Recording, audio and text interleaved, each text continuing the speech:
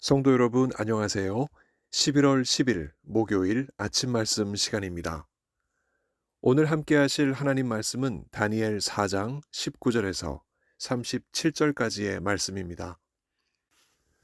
그 가운데 19절 말씀과 37절 말씀을 봉독하여 드리겠습니다.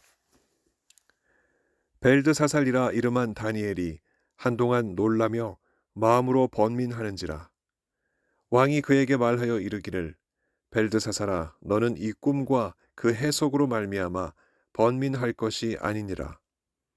벨드사살이 대답하여 이르되, 내 주여, 그 꿈은 왕을 미워하는 자에게 응하며 그 해석은 왕의 대적에게 응하기를 원하나이다. 그러므로 지금 나 느부갓네살은 하늘의 왕을 찬양하며 칭송하며 경배하노니 그의 일이 다 진실하고 그의 행하심이 의로우심으로 교만하게 행하는 자를 그가 능히 낮추심이라. 아멘.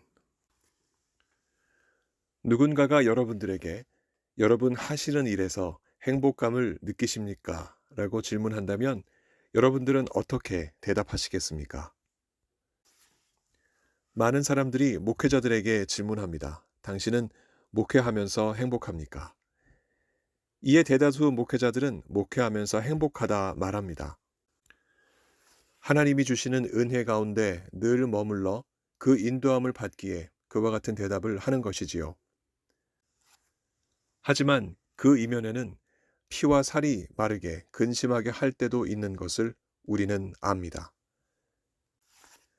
마치 엘리야가 자신을 죽이기로 작심한 이세벨을 피해 도망했을 때 로뎀나무 아래에서 고뇌하여 하나님께 죽음을 달라 하기까지 했던 일처럼 세상의 주인이 하나님이신 사실을 세상 앞에 담대히 선포하며 하나님의 기적을 보여도 아랑곳하지 않고 세상의 주인이 자신이라 외치는 교만한 이세벨과 같은 이들 그 한가운데에서 목회자는 고뇌와 번민을 경험할 때가 있습니다. 그런데 이런 번민과 고뇌가 어디 목회자들에게만 있겠습니까? 신앙에서 탈선하여 인생의 주인을 하나님이 아닌 자신이라 믿는 이들을 가까이에 둔 성도들에게도 마찬가지입니다. 인생의 주권이 하나님께 있으니 하나님을 의뢰하라 권고해도 여전히 주권이 자신에게 있다 과시하는 이들이 성도들 앞에 있습니다. 그러나 그럼에도 불구하고 낙심치 않고 하나님의 뜻을 알리고 그들이 교만한 죄에서 돌이키도록 애써야 할 책무가 우리 믿는 자들에게 있기 때문에 우리 마음속 번민도 여전합니다. 다니엘도 번민에 빠졌습니다. 하나님의 섭리로 다니엘은 느부갓네살이 꿈에 본 신상을 그대로 말하고 해석하여 도륙되던 지혜자들을 살려내고 결국에는 느부갓네살이 하나님을 참신이요 모든 왕의 주제이신 것을 선포하는 감격적인 순간을 보았습니다. 그러나 그 순간은 잠시였습니다. 이내 스스로 금신상을 만든 느부갓네살은 그 금신상에 절하지 않는 자들을 풀무 속에 던져버리는 만행을 저지르며 자신을 우상화하는 교만의 극치를 보였습니다.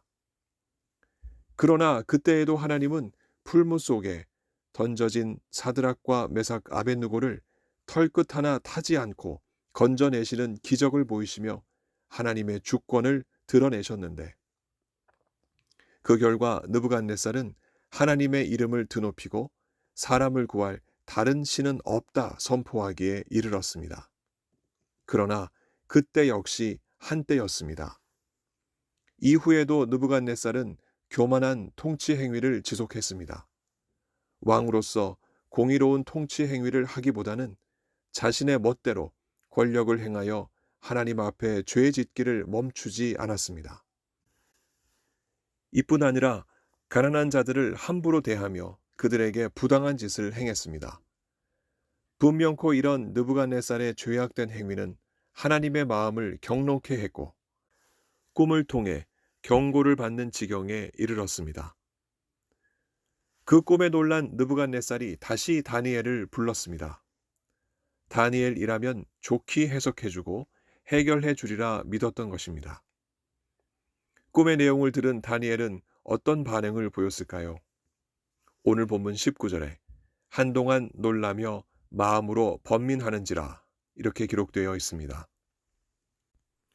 한동안 놀랐다는 말은 한동안 오싹하며 놀랬다는 말이고, 마음으로 번민했다는 말은 생각에 경악과 불안, 실망이 가득했다는 의미입니다. 차마 신하로서 왕에게 꿈 해석을 들려주기에 멈칫하리만큼 난감한 내용이었던 것이 분명합니다.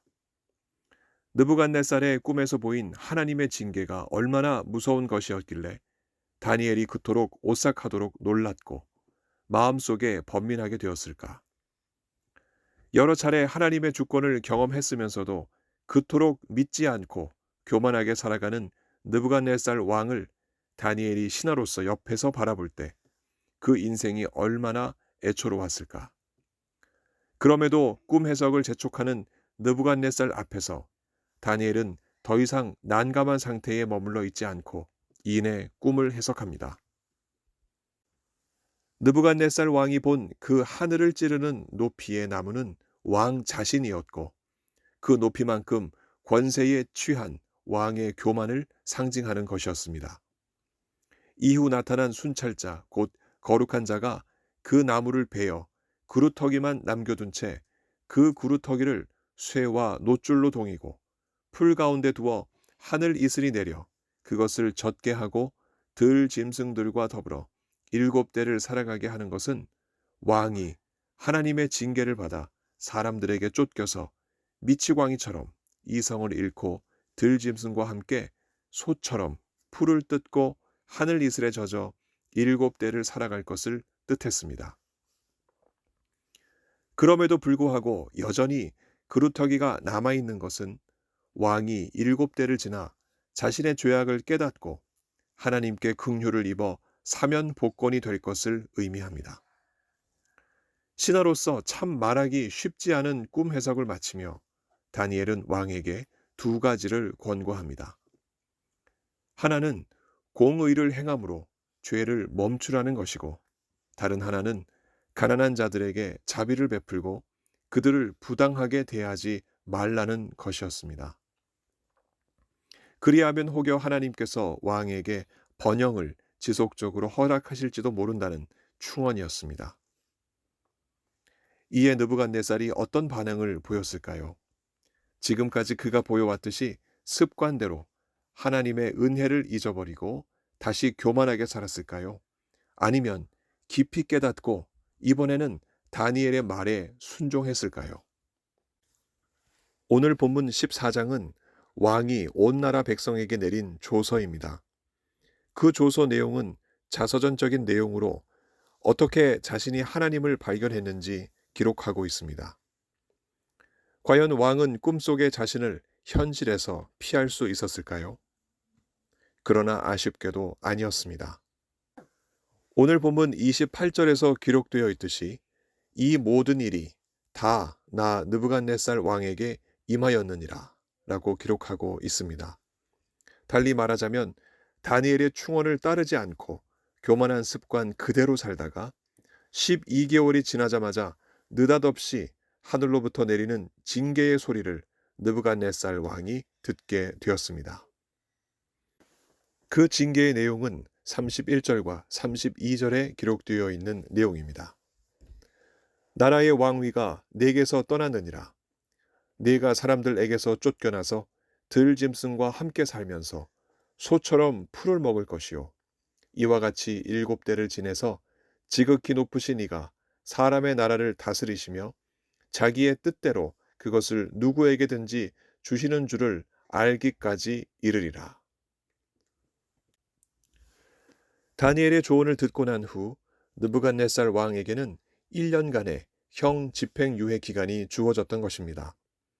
물론 그 기간이 주어졌다는 사실을 느부갓네살 왕이 인지하지는 못했겠으나, 하지만 그 귀중한 시간을 그는 회개가 아닌 교만으로 일관했던 것입니다.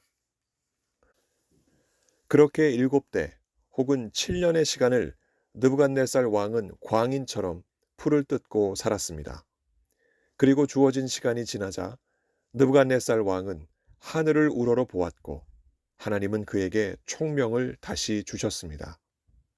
그리고 그는 다시 왕으로 복권되었고 이에 느부갓네살 왕은 지극히 높으신 하나님께 감사하며 영생하시는 하나님을 찬양하고 경배했습니다.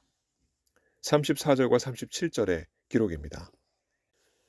그 권세는 영원한 권세요 그 나라는 대대에 이르리로다. 그 하나님은 자기 뜻대로 행하시나니 나 느부갓네살은 하늘의 왕을 찬양하며 칭송하며 경배하노니 그의 일이 다 진실하고 그의 행하심이 의로우심으로 교만하게 행하는 자를 그가 능히 낮추심이라. 아멘.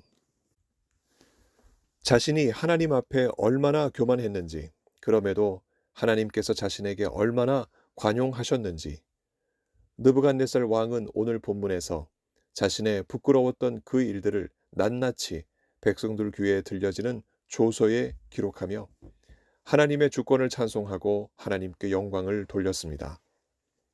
이렇게 한 이방인 왕이 하나님 손에 붙잡혀 쓰임받는 일에 택함받은 이스라엘 청년들이, 특별히 다니엘이 대리인처럼 쓰임받은 것에 우리는 주목해야 하겠습니다. 하나님의 은혜를 입었음에도 거듭거듭 교만한 죄에서 헤어나오지 못하는 느부갓네살을 멀리 하시거나 포기하지 아니하시는 하나님의 주권적인 역사가 있었고, 그 하나님의 역사에 다니엘은 충성스러운 일꾼으로 쓰임받았습니다. 비록 화들짝 놀랄 만한 일들도 또 근심할 일들도 있었으나 다니엘은 자신의 감정과 판단에 따라 달리 행동하지 않았습니다. 하나님의 종으로서 오로지 하나님의 뜻에 따라 죽으면 죽으리라는 심정으로 왕 앞에서도 담대하게 하나님의 말씀을 전했고, 동시에 느부갓네살의 신하로서 왕을 아끼고 사랑하는 마음을 담아 충언을 올리기도 했습니다. 오늘 예수님의 제자로 세상을 살아가는 우리들의 입장도 다니엘과 별반 다르지 않습니다. 비록 우리가 다니엘처럼 특출난 지식과 지혜, 높은 지위에 있지 않아도 하나님께 부름을 받아서 교만한 인생을 살아가는 죄인들에게 복음을 전하는 예수님의 지상 명령을 수행하고 있다는 점은 동일하기 때문입니다. 이 일을 수행하면서 비록 우리에게 감당하기 힘들 만큼 놀라고 근심할 때도 있으나 우리 역시 우리의 감정과 판단에 따라 달리 행동하지 않고 우리 안에 내주하시는 성령님의 뜻을 따라 인내하고 순종하며 동시에 죄에서 헤어나오지 못하는 이들을 애처로운 심정으로 그들에게 하나님의 구원이 임하기를 기도하며 애씁니다. 혹시 우리 중에 예수님의 복음을 믿고 전하는 일로 인해 한동안 오싹하리만큼 놀라고 근심에 눌린 분들이 계십니까? 바울을 통해 우리에게 주신 바로 그 말씀, 우리가 선을 행하되 낙심하지 말지니 포기하지 아니하면 때가 이름에 거두리라. 갈라디아서 6장 9절에 이 말씀을 따라 더욱 성령을 의지하시며 조금만 더 인내하시기를 바랍니다. 그리하여 언젠가는 그 하나님의 때에 우리들만의 느부갓네살과 같은 이들이 결국 그 모든 교만을 내어버리고 하나님께 온전히 머리 숙여 순종하는 날이 오기를 소망합시다. 성령께서 우리 모두에게 위로와 능력 더해 주시길 예수 그리스도 이름으로 간절히 축원합니다. 함께 기도하시겠습니다. 자비로우신 하나님 아버지, 온 세상의 주권이 하나님께 있습니다. 각 개인의 인생 역시 그 주권이 하나님께 있음을 이 아침에 주님 앞에 고백합니다. 이 사실을 믿고 아는 자들, 더욱더 하나님께 모든 것을 맡기고 하나님의 뜻대로 살아가기로 다짐하는 우리 모두 되게 하여 주시옵소서. 몸이 아프신 성도님들 한 분 한 분 오늘도 살펴주시고 치료하시는 귀한 은혜 허락하여 주옵소서. 오늘도 택하신 귀한 백성들과 함께 하실 것을 믿사옵고 우리 구주 예수 그리스도 이름으로 기도하옵나이다. 아멘. 성도 여러분, 오늘 하루도 주님과 더불어 살아가시는 귀한 하루 보내시기 바랍니다. 감사합니다.